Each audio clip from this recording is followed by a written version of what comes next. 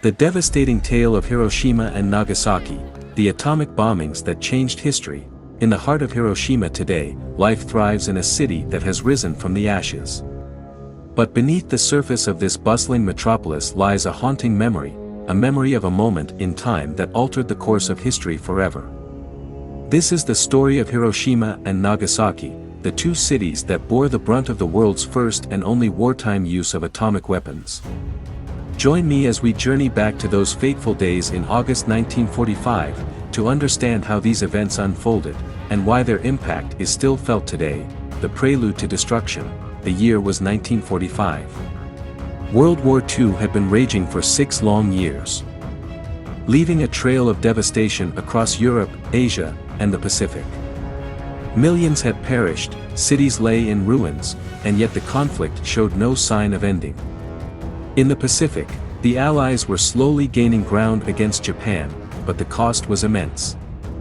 The battles of Iwo Jima and Okinawa had shown just how fiercely the Japanese would defend their homeland, with both sides suffering heavy casualties.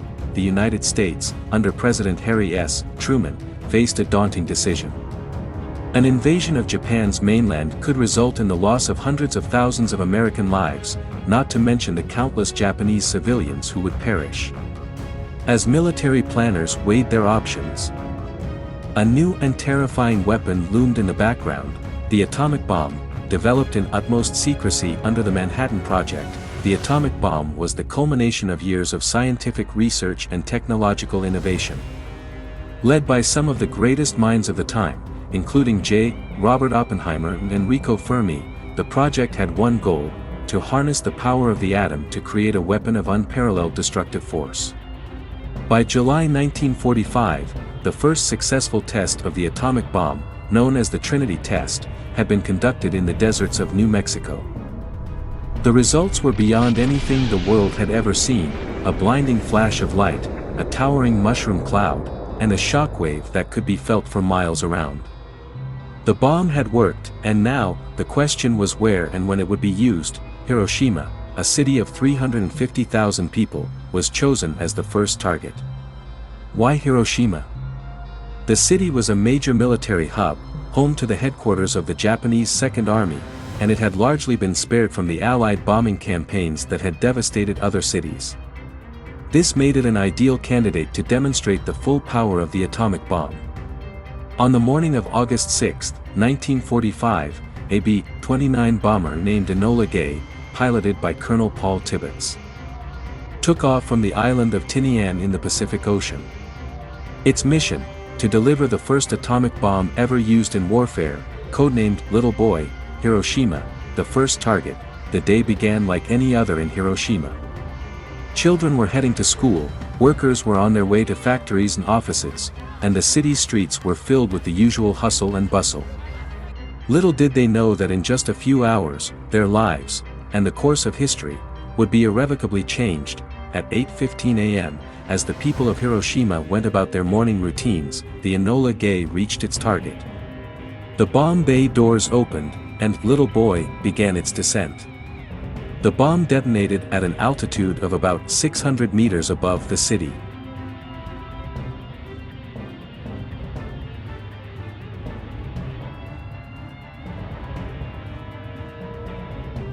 Creating a blinding flash of light that could be seen for miles. In an instant, the heart of Hiroshima was obliterated. The temperature at the center of the explosion reached several million degrees Celsius, vaporizing everything in its immediate vicinity. A massive shockwave followed, flattening buildings and sending debris flying at lethal speeds. Fires broke out across the city, fueled by the intense heat and the wooden structures that made up much of Hiroshima's architecture. The human toll was staggering. Within seconds, tens of thousands of people were killed, many of them instantly vaporized by the intense heat. Those further from the blast suffered horrific burns, radiation sickness, and injuries from collapsing buildings and flying debris. Survivors described the scene as a living hell, with fires raging uncontrollably, the air thick with smoke and the cries of the wounded and dying filling the streets. In the days that followed, many more would succumb to their injuries, pushing the death toll to over 70,000 by the end of 1945. But the suffering did not end there. Radiation from the bomb would continue to claim lives for years to come, as survivors battled cancer, leukemia, and other illnesses caused by their exposure to the bomb's deadly fallout. Nagasaki, the second tragedy. As the world grappled with the horror of Hiroshima, another city was about to face the same fate. On August 9, 1945, just 3 days after the bombing of Hiroshima, a second atomic bomb was dropped, this time on the city of Nagasaki. The bomb, codenamed Fat Man, was even more powerful than Little Boy. But unlike Hiroshima, Nagasaki was not the original target. The city of Kokura was initially selected, but on the day of the mission, Kokura was shrouded in clouds and smoke from nearby bombings. After 3 unsuccessful passes over the city, the bomber's crew made the decision to divert to their secondary target, Nagasaki. At 11:02 a.m., Fat Man was dropped over Nagasaki. The bomb exploded in a valley surrounded by hills, which somewhat limited the spread of the blast compared to the flat terrain of Hiroshima. However, the destruction was still catastrophic. The explosion leveled nearly everything within a 2.5-kilometer radius, and the resulting fires consumed much of the city. Approximately 40,000 people were killed instantly, with tens of thousands more injured or exposed to deadly radiation. As in Hiroshima, the survivors of Nagasaki, known as hibakusha, faced a long and painful struggle for survival. Many would die in the following weeks and months, while others would endure the long-term effects of radiation exposure for the rest of their lives. For the people of Nagasaki, the bomb was a terrifying and incomprehensible event. The city's vibrant communities were reduced to rubble, its residents left to grapple with the horrors of what had just occurred. Survivors described scenes of utter devastation, families torn apart, entire neighborhoods obliterated, and the once beautiful cityscape turned into a landscape of ash and debris. The physical and emotional scars would linger for generations. As the people of Nagasaki struggled to rebuild their lives in the shadow of the bomb, the aftermath, surrender and reflection, the bombings of Hiroshima and Nagasaki had the intended effect. On August 15, 1945, Japan announced its surrender, bringing an end to World War II. In his radio address to the Japanese people, Emperor Hirohito referred to the new and most cruel bomb as a primary reason for Japan's decision to capitulate.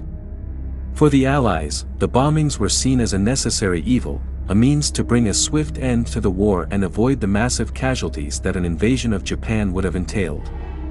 But as the world began to grasp the full extent of the destruction wrought by the atomic bombs, a fierce debate emerged over the morality and ethics of their use. Was it justified to use such a weapon of mass destruction, knowing the horrific human cost? Could the war have been ended through diplomatic means, without resorting to such extreme measures? These questions have been debated for decades, with no easy answers. What is clear, however, is that the bombings of Hiroshima and Nagasaki marked a turning point in human history. The atomic age had begun, and with it came the realization that humanity now possessed the power to destroy itself entirely. In the years that followed, Hiroshima and Nagasaki faced the monumental task of rebuilding from the ashes. Both cities were extensively reconstructed, with Hiroshima eventually becoming a symbol of peace and the global movement to abolish nuclear weapons. The atomic bomb dome, one of the few structures left standing near the epicenter of the Hiroshima blast, was preserved as a memorial to the victims. Today, it stands as a UNESCO World Heritage Site, reminding the world of the horrors of nuclear warfare. The people of Hiroshima and Nagasaki, known as hibakusha, became powerful advocates for peace. Despite the immense physical and emotional trauma they endured, many survivors dedicated their lives to telling their stories, hoping that their experiences would prevent future generations from suffering the same fate. Their voices have been a driving force in the global push for nuclear disarmament, and their resilience has inspired countless others in the fight for a world free of nuclear weapons. The long shadow of the atomic bomb. Today, Hiroshima and Nagasaki stand as symbols of peace and resilience. Every year, the cities commemorate the anniversaries of the bombings with solemn ceremonies, reminding the world of the devastating consequences of nuclear warfare. The Peace Memorial Park in Hiroshima, with its monuments, museums, and the eternal flame of peace, serves as a poignant reminder of the tragedy that befell the city and as a call to action for nuclear disarmament. The Hibakusha, now elderly, continue to share their stories, advocating for a world free of nuclear weapons.